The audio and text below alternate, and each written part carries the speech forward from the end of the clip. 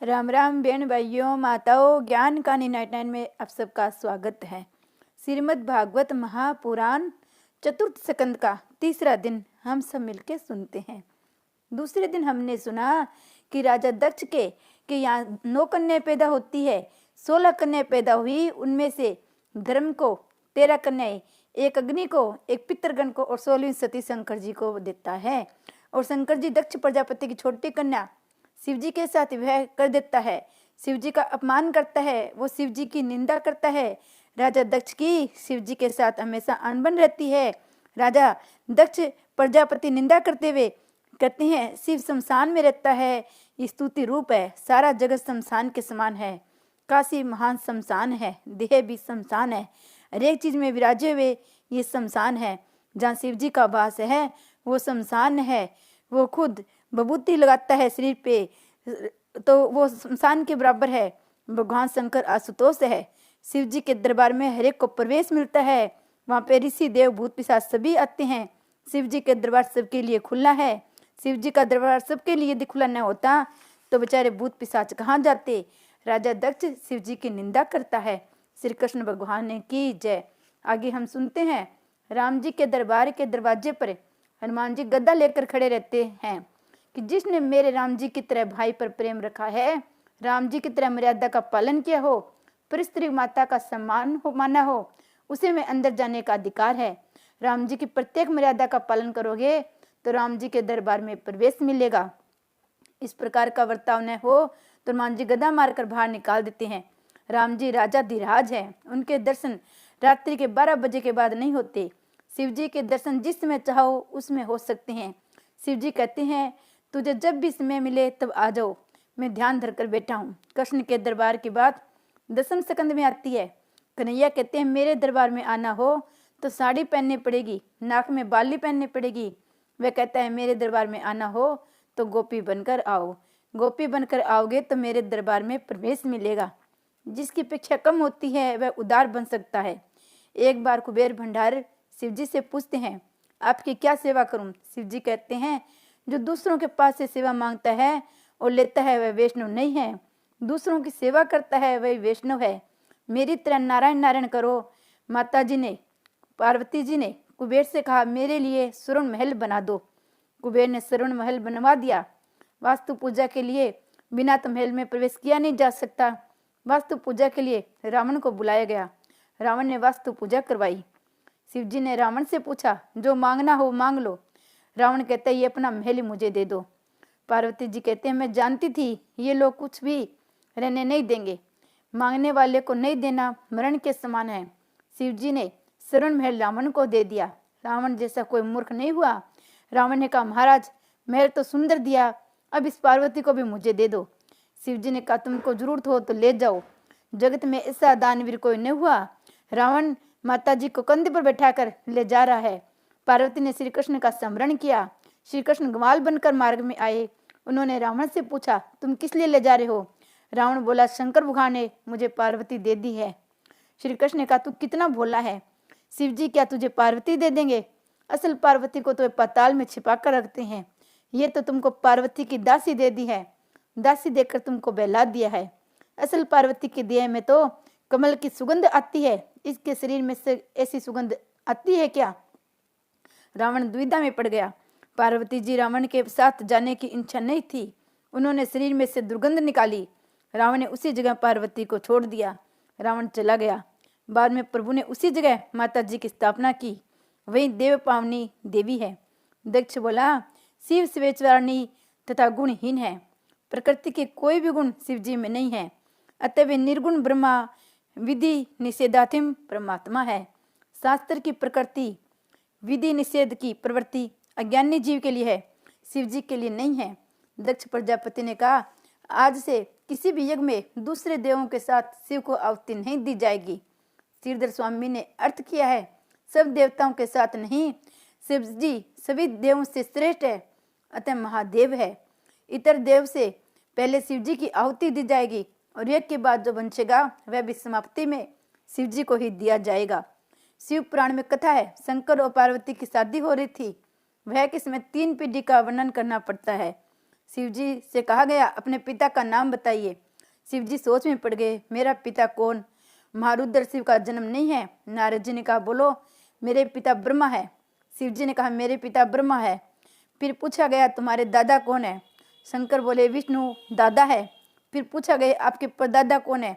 ये सुनकर शिव जी बोले, मैं ही सबका परदादा हूँ। जगत पितरो बंदे पार्वती परमेश्वराय। शिव जी महादेव जी सूजी वर्णन करते हैं, राजन शिव जी के मस्तक में ज्ञान रूपी गंगा थी। निंदा सुनकर भी सहन कर ली।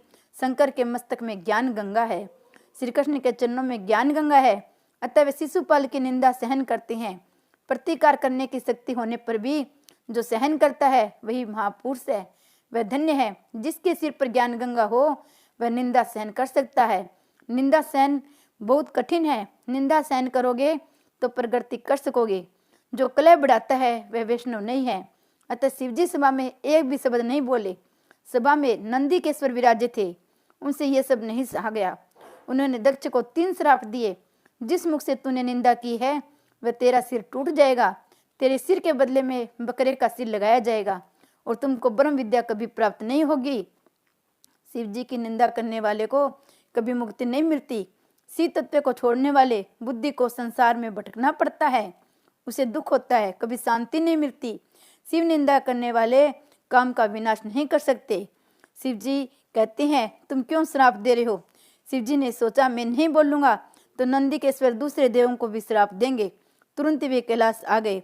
शिव जी ने मन में कुछ नहीं रखा, सती से भी कुछ न कहा। भूतकाल का जो विचार करता है उसे भूत ने घेर रखा है, ऐसा ही समझने चाहिए। इसके बाद दक्ष ने कनकल क्षेत्र में यज्ञ का आरंभ किया। उसने ऐसा दुराग्रह किया कि यज्ञ में विष्णु की तो पूजा करूंगा, किंतु शिव जी की पूजा नहीं करूंगा। देवों ने उससे कहा कि तेरा यज्ञ सफल नहीं होगा। फिर भी दुराग्रह से उसने यज्ञ किया ही। जिस यज्ञ में शिव पूजा न हो वहाँ विष्णु भी नहीं पधारते। ब्रह्मदीची भी यज्ञ में नहीं गए।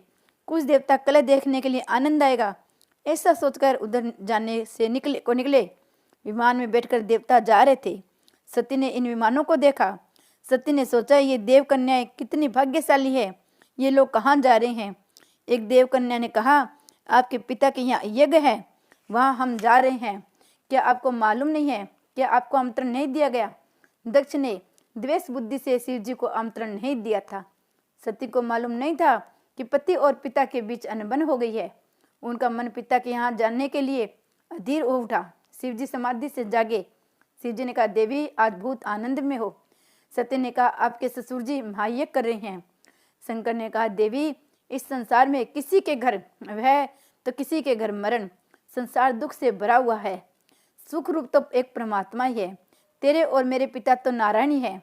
सत्य ने कहा, महाराज आप कैसे निष्ठुर है, आपको किसी भी संबंधी से मिलने की इच्छा तक नहीं होती। शंकर, देवी मैं सबसे मन से मिलता हूँ, किसी को शरीर से नहीं मिलता। प्रत्यक्ष शरीर से किसी से मिलने की इच्छा नहीं होती। सती आप तत्वनिष्ठ है, ब्रह्म रूप है, किंतु नाथ मेरा वहां जाने का जी कर रहा है, बहुत इच्छा है, आप भी चलिए, आपका सम्मान होगा। शिवजी, मुझे सम्मान की इच्छा नहीं है। सती, नाथ आप सर्वज्ञ है मगर विहार का ज्ञान नहीं है। हम किसी के घर नहीं जाएंगे तो हमारे घर कोई नहीं आएगा। शिवजी, बहुत अच्छा, कोई नहीं आएगा तो बैठे बैठे राम करेंगे। सती, बुरा न मानो तो कहूँ, कन्या को मायके में जाने से कितना सुख मिलता है, इसका आपको ज्ञान नहीं है। आप यदि कन्या हो जाए तो आपको वह हो, तभी आपको मालूम हो कि कन्या को मायके जाने में कितना आनंद मिलता है। आपको आना ही पड़ेगा। शिवजी, देवी जगत में भटकने से शांति नहीं मिलती। एक जगह बैठकर प्रभु को खुश करो। मन में जब तक जड़ पदार्थ या दूसरा जीव रहता है, जब तक परमात्मा वहां नहीं आते। बहुत भटकने वाले का मन और बुद्धि बहुत भटकती है। सती अर्थात बुद्धि शंकर भगवान को छोड़कर जाती है तो बहुत भटकती है। शिव जी कहते हैं, तेरे पिता ने मेरा अपमान किया है, वहां जाने से कोई भलाई नहीं है। सतीनाथ, आपको कुछ भूलो नहीं होगी। मेरे पिता मूर्ख नहीं है, बिना कसूर आपको अपशब्द कहे। शिवजी, मैंने उनका कोई अपमान नहीं किया। शिवजी ने एक प्रसंग कह सुनाया। सती चरित्र में पितृ स्नेह और प्रतिष्ठा की खींचतान है। सती, आपने मेरे पिता को क्यों मान नहीं दिया? शिवजी, मैंने तेरे पिता को मन से मान दिया था, मैं कभी किसी का अपमान नहीं करता। सती, यह तो वेदांत की परिभाषा लगती है। मेरे पिता के अंतर में बसे वासुदेव को आपने वंदना की थी, ये मेरे पिता का कैसे मालूम हुआ? आप ये बात सब भूल गए। शिव जी, देवी मैं भूल गया हूँ, मगर तेरे पिता अब तक नहीं भूले हैं। शिव जी ने सती को बहुत समझाया, जहाँ मुझे मान नहीं मिलता वहाँ जाने से तेरा अपमान होगा। तुम मालिनी है, अपमान सहन न कर सकेगी, वहाँ मत जा, अनर्थ होगा। सती न मानी। उसने सोचा यज्ञ में नहीं जाऊंगी तो पति और पिता के बीच वेर बढ़ेगा, सबको ये वेर की बात मालूम होगी। उसने सोचा मैं वहां जाकर पिताजी से कहूंगी कि मैं तो बिना आमंत्रण के ही आ गई, किंतु मेरे पति नहीं आएंगे, अतः भाई को उनको बुलाने के लिए भेज दो। पिता पति के बीच जो वेर उत्पन्न हो गया है उसमें मैं शांत करूंगी। आज पति की आज्ञा के विरुद्ध पिता के घर जाऊंगी। सती ने घर छोड़ा। जिस दिन घर से झगड़ा हुआ हो उस दिन घर छोड़ना नहीं चाहिए। जो घर छोड़ता है वह भारी सुखी नहीं हो सकता। शिव जी ने सोचा सती जा रही है तो अब वापस नहीं आएगी, जाने दो, किंतु वह अकेली जाए ये ठीक नहीं है। शिव जी ने अपने गणों को आज्ञा दी कि तुम भी इसके साथ जाओ। सुखदेव जी वर्णन करते हैं, राजन शिवगण आ गए। उन्होंने कहा, माँ तुम चल कर जाओ, ये ठीक नहीं है। सती नंदी स्वर पर सवार हो गई। शिव जी ने सती की साड़ी आदि चीजें गंटरी में बांध दी। ये शिव और सती का अंतिम मिलन था। शिव जी ने सोचा सती की कोई चीज यहाँ रहेगी तो मेरे कृष्ण भक्त जन में विपेक्ष रहेगी, मन में विकार उत्पन्न हो, ऐसा कोई चित्र घर में नहीं रखना चाहिए। वह चित्र मन में आएगा तो कृष्ण भजन में विघ्न करेगा। सती ने कहा, इन सब चीजों की क्या जरूरत है? शिव जी ने कहा, देवी तुमको जरूरत पड़ेगी, सब साथ ले जाओ। सती को बहुत जल्दी जाना था, इसलिए व्यास जी ने रास्ते में वर्णन नहीं किया है। सती जी यज्ञ मंडप में पधारती है, वहां शंकर की अर्धांगिनी है, सारा जगत उनका सम्मान करता है, ऋषि मुनि भी उनका सम्मान करते हैं, मगर सती को इसमें संतोष नहीं हुआ। आदि शक्ति जगदम्बा ने दक्ष को प्रणाम किया। सती को देखकर दक्ष क्रोधित हुआ, ये गर्भा क्यों इधर आई है? और ये कहकर उसने मुंह फेर लिया। दक्ष दक्ष नहीं अदक्ष है। शिव महिमा स्तोत्र में लिखा है, श्रीधर स्वामी ने कहा है, क्रिया दक्ष अपि अदक्ष, मूर्ख दक्ष क्रिया दक्ष नहीं अपितु क्रिया अदक्ष था। सती सोचते, मेरे पिताजी मेरे सामने भी नहीं देखते, मेरी अब यहाँ रहने की इच्छा नहीं है, मैं घर जाऊंगी। शिव जी उदार है, वे मुझे स्वीकार करेंगे। माता सती एक मंडप में भ्रमण करती है। सब देवताओं की स्थापना की गई थी, केवल शिव जी की स्थापना नहीं थी। सती ने देखा यज्ञ में सब देवताओं को यज्ञ भोग दिया गया है, परंतु शिव जी को नहीं दिया गया है। शिव जी के लिए आसन भी नहीं रखा गया था। आज इंसान दिशा खाली थी। दक्ष प्रजापति ने सती का अपमान किया, पर वह सती ने सहन किया, परंतु सती ने अपने पति का अपमान नहीं सह गया।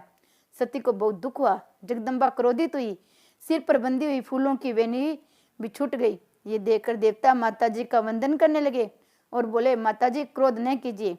सती कहती है, आप घबराइए नहीं, अब मैं क्रोध अपने शरीर पर करूंगी। इस शरीर से मैंने पाप किया है, पति की आज्ञा का मैंने भंग किया है, इस शरीर को अब मैं जला दूंगी। सभा में जगदम्बा ने 13 श्लोकों में भाषण दिया। अरे तेरे जैसा विषय शिव तत्व को क्या जानेगा? जो शरीर को आत्मा मानता है वह शिव तत्व को क्या जाने। बड़े बड़े देवता शिव के चरणों का आश्रय लेते हैं। शिव कृपा के बिना कृष्ण भक्ति सफल नहीं होती। प्रवृत्ति निवृत्ति से प्रे होकर स्वरूप में मगन होकर रहने वाले शिव जी पर ब्रह्मा परमात्मा है। मुझे दुख हो रहा है कि शिव निंदा करने वाले दक्ष की मैं पुत्री हूँ। सती उत्तर दिशा के प्रति मुख रखकर बैठी है, देह को छोड़ने के लिए योग मार्ग में स्थित होकर बैठी है।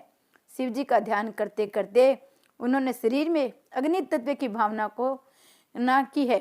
अंदर से क्रोधाग्नि बाहर आई है, शरीर जलने लगा। आदि शक्ति जगदम्बा का अपमान हुआ है, अब दक्ष का कल्याण नहीं। नारद जी कैलाश में शिव जी के पास पधारे हैं।